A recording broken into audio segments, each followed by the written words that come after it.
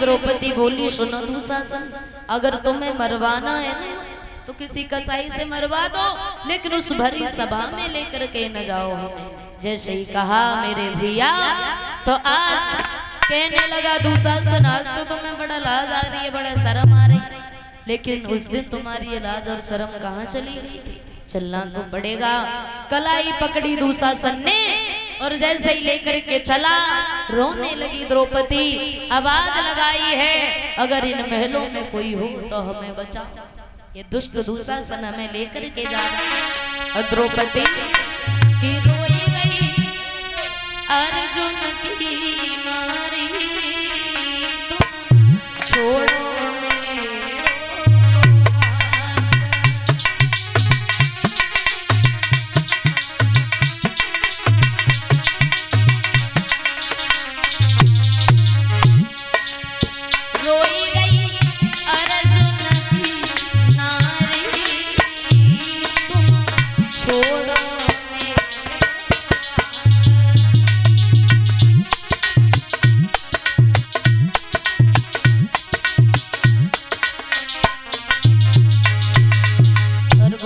द्रौपदी, अरे छोड़ो मेरी हरि नरम कलई,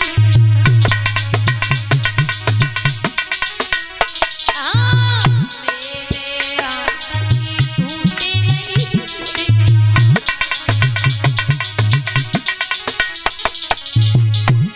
अरे रोई रोई मेरी दुखी गई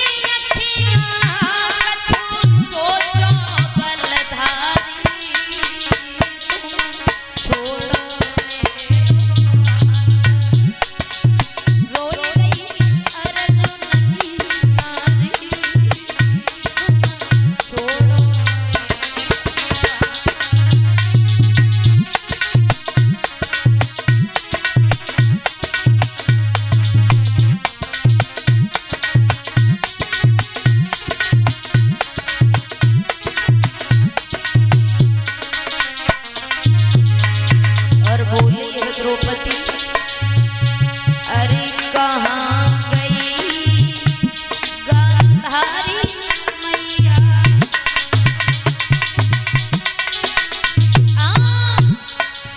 मोको तंग करे तेरो छैया,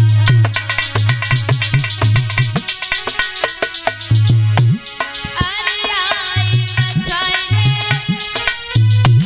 और कुंती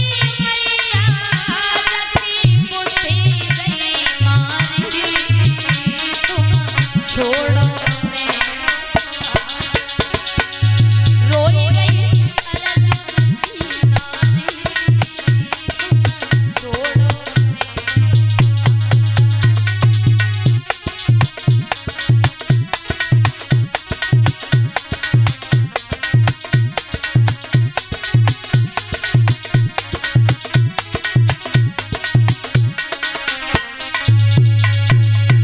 रोने लगी है द्रौपदी।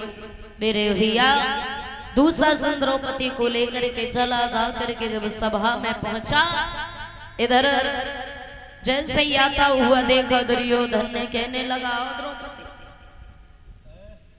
और जैसे ही देखा तो आज द्रौपदी को सभा में खड़ा कर दिया। पूछने लगी है द्रौपदी, क्या कोई हमें बताएगा इस सभा में हमें क्यों बुलाया गया? और जैसे ही कहा तो आज कोई कुछ नहीं बोला। क्यों? कोई कुछ बोलने के लायक ही नहीं था, क्योंकि दुर्योधन के सामने किसी की हिम्मत नहीं पड़ती थी बोलने की।